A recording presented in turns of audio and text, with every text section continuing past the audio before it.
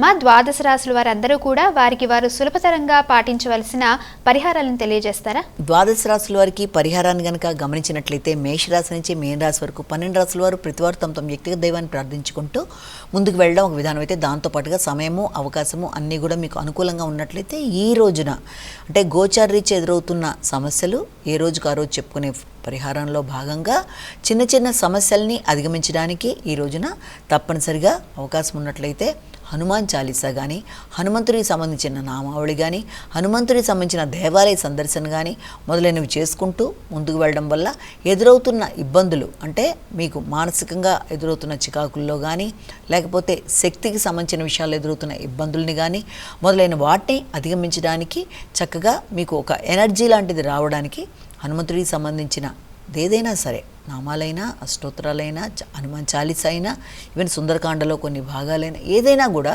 మీకు చాలా చక్కటి పరిహారంగా మనం భావన చేయొచ్చు. కనుక మీరు ఈ కార్యక్రమాలు చేస్తూ ముందుకు వెళ్ళడం బట్టి గోచారరీత్యా ఎదురవుతున్న స్వల్ప సమస్యల్ని అధిగమించడానికి అన్ని రాశుల వారికి అనుకూలంగా ఉంటుందని మనం ఇక్కడ ఎక్కువ శాతం భావన చేయొచ్చు. నమస్కారం. వీక్షించారుగా, ఇది ఈనాటి శుభదినం కార్యక్రమం.